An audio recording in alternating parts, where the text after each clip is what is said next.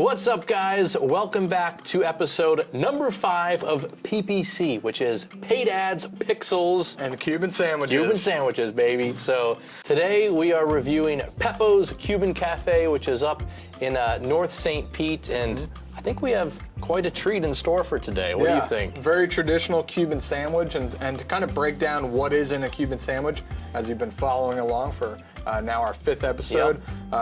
You look at a normal Cuban sandwich, Cuban style bread, of course. We have the pulled pork or pork inside, ham. Mustard's a big one, pickles, but for me it really comes down to that bread. It's got to be crispy, but it can't be too crunchy. You don't want it to cut the inside of your mouth. It's just got to be that perfect bread. Right, and also they got the Swiss cheese in there as your baseline Cuban sandwich. The Swiss cheese too. We went to earlier, and I think it was episode 2 with Smiley's Deli. They had a little bit different variations, so that kind of breaks down the baseline of that Cuban sandwich. Yeah, so we're gonna take our bite, and then we're gonna dive into some paid ad talk. We're gonna talk about the creatives working right now for all 3 of the big ad platforms. Yeah, Facebook, Google Ads, and TikTok ads. Let's check out this Cuban first. All right.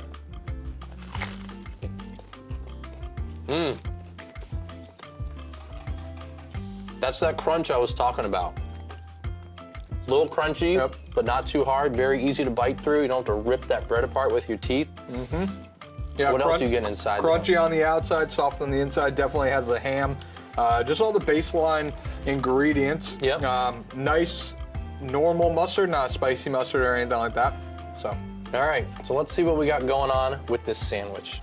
So first things first, we have quite a bit of ham here. I'm a quantity guy. More is always better when it comes to food, but that ratio of pork to ham might be off a little bit. But let's open it up. It looks like we got our salami. The optional salami you talked about is on here. We got some pork, mustard, maybe a little mayo in there too, and some pickles. And over on this side, we got pretty much all ham. So.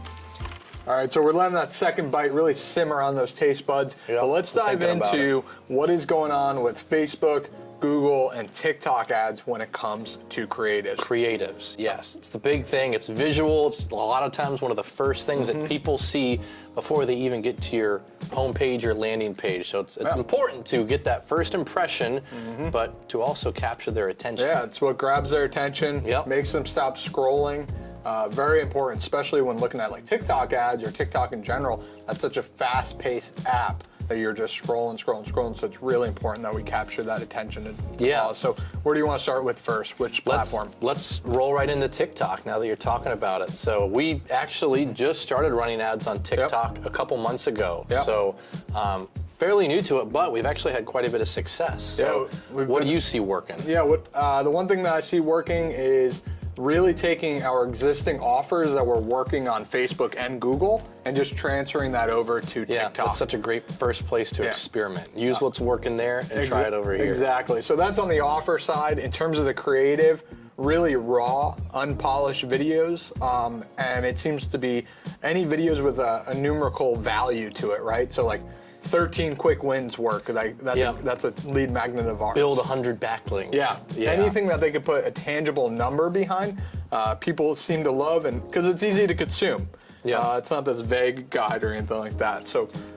I will say for someone who used to work in the video sector quite a bit, it does pain me a little bit. I love making all these like nice polished videos with lighting and audio and edit it together, but that is the exact opposite of what you want to do on TikTok. Literally grab your phone, put it in selfie mode, and go walk around and shoot a video and run some ads to it. We've tested out definitely some funky video styles over the last month or so for TikTok. And that's the thing about it. It's being creative because, once again, kind of funky. We have a video of you, Bobby, in a tree. Sitting in a tree. And that's right now the best creative for one of our lead Is it really? on TikTok, Oh, wow. So that's converting the best, the cheapest cost per lead if we looked at that metric. And that's what's catching attention, right? Why is this guy in a tree? It piques their curiosity. People want to know more of what's going on. I think you still have to have good copy. You have to have a good flow. And again, we're not talking about a minute-long video. They can be like anywhere from 5 to 30 seconds. Yeah, really short, really easy, and test out a lot of them. You know, I know we talk about testing on these videos, but even more with TikTok. Yep, exactly. And again, it's a lucky day and age that we live in for marketing, because you can go out and try 10 different things, launch those, and within a day or two, you can see, all right, these 5 did not work, turning those off, never doing those again. But let me see if I can make these 5 a little better. Right, so the first thing that we mentioned with TikTok was just taking the offer from Facebook and Google ads and moving that on over to TikTok. Yep. But now I'm gonna give you another tip. Take that creative from TikTok that's winning and use it as a more polished version and take that on over to Facebook and Google, and that should be a winning one for you. Well, with that perfect segue, should we jump on over to Facebook ads? Yeah, let's do it. The king per se for many years, and people that still rely on Facebook a lot when it comes to lead generation, retargeting, and much, much more. So Facebook is obviously a little different than TikTok, but I wouldn't say by a whole lot, you know. Over the years, I think a lot of those polished videos have done very well, but I do think there's been a trend going in the direction of TikTok's unpolished creatives, but I don't think it's that extreme yet. We've dabbled into memes quite a bit lately. The whole point on Facebook is to make your ad creative look like it's not an ad. Right. What are people posting? What are pages, groups posting in your feed? A lot of them are memes. A lot of them are quick walk and talk videos. No one's really posting native videos in a nice studio with lighting and audio. So not to say you can't try that, but I think we can find a little medium, a happy medium between really polished and TikTok unpolished. And it's really interesting with the memes. Once again, it was another kind of like, as a marketer, and I know with Bobby's video background, it's kind of like cringy to put that up and see, wow, that's kicking butt against a polished graphic. Yeah, they spent SpongeBob so much time. How is that SpongeBob meme bringing in more leads than the nice video? Exactly.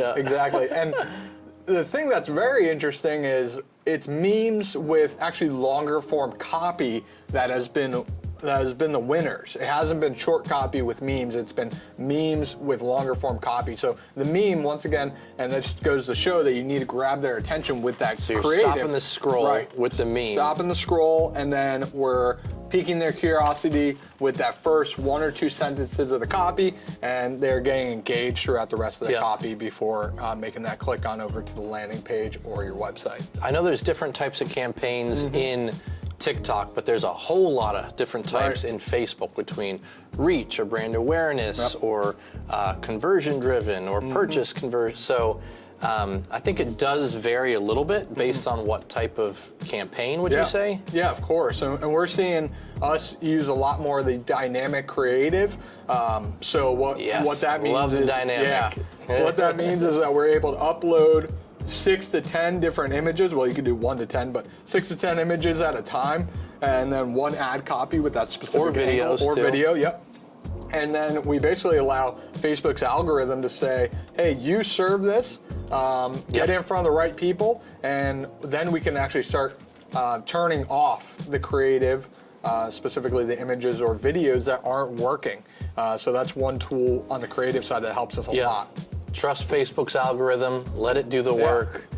You can hone in, obviously, your targeting, which is not the point of this video. Obviously, you can do that, but when it comes to creative, just let Facebook do its thing sometimes. And I think 2-3 years ago, both of us would agree that, we almost don't trust Facebook's algorithm because it's not there yet. It's not smart enough to serve to the right people. We had to have that ad copy to match the copy on the graphic, and it just had to be so precise. But now the algorithm is just to a point where it knows who to serve it to, and it's now we're trusting the algorithm. So if you've ever been hesitant about trusting the algorithm on Facebook, no need to fear. The algorithm is here. So trust it, try it out, and see, and take your best winning creatives currently on Facebook and test it out with some dynamic ads. So that leads us to the third major ad platform right now, which is Google Ads. And there's different campaign types. I think for this video, we're talking about the display network, correct? We're talking about the actual JPEGs, PNGs that you are running ads to on, whether it be not apps. YouTube. Yeah, anything like not that. YouTube, just not the search GDN, Google campaigns. Display Network. Yeah. So what do you see working with that, and how does that compare to our TikTok and Facebook creatives? So we're kind of in between on this one.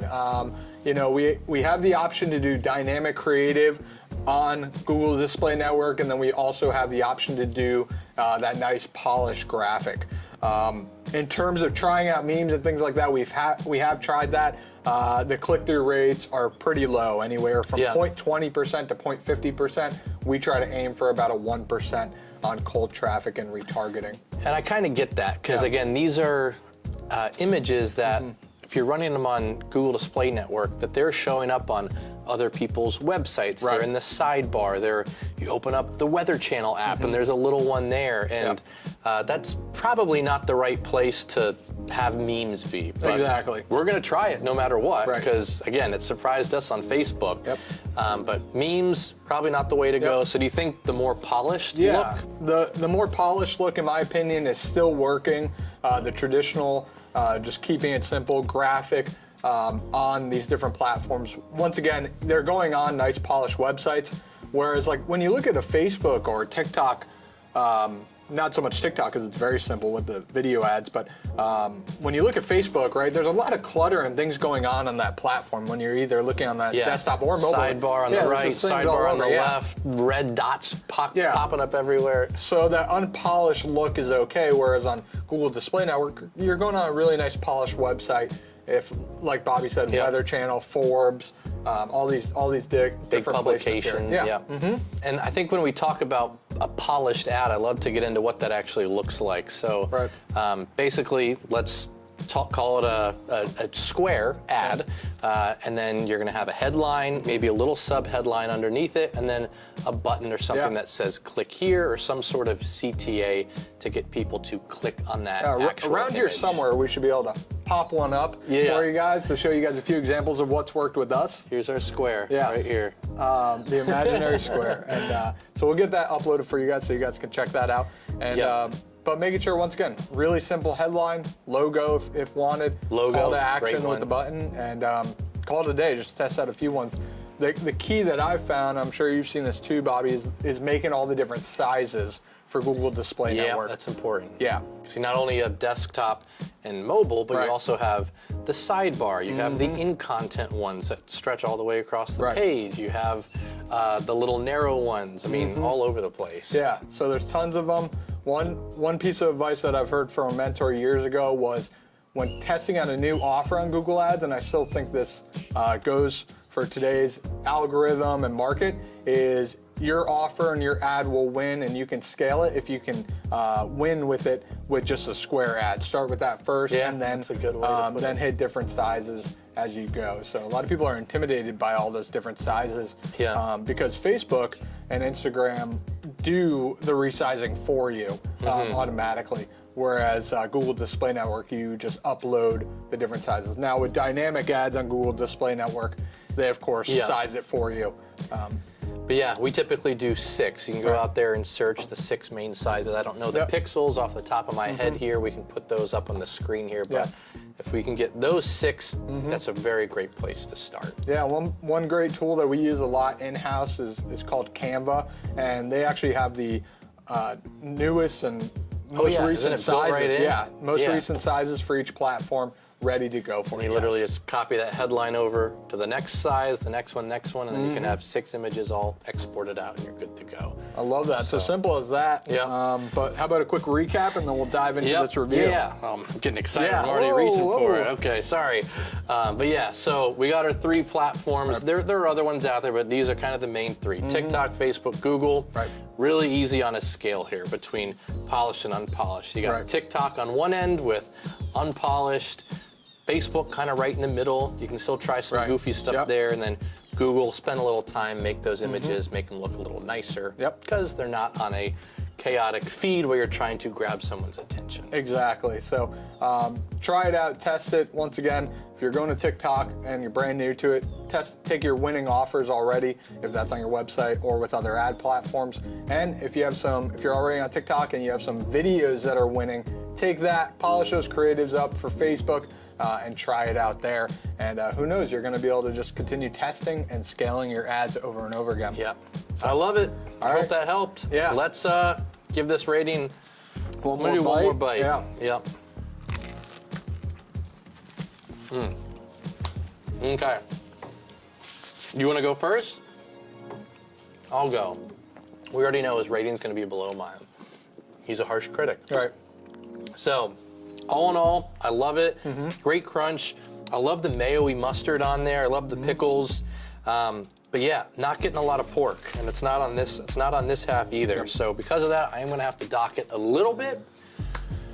So I'm going to go 8.1. Right, 8.1. Okay. Yeah. All right. I'm gonna have to agree with Bobby on the pork side too. I mean, you can just see literally it's a finger's worth maybe of pork there. Mostly ham, piece of salami, good crunch, but everything inside was not melted. Right, like I was hoping for the Swiss cheese to kind of be melted all over the place. Great crunch. I'm gonna have to go 7.2 on this one. I mean, I was super excited because this was a baseline Cuban sandwich. Whereas we visited a place last time, Lonnie's, that wasn't a baseline Cuban sandwich, and I may or may not have rated that higher or the same. Yeah.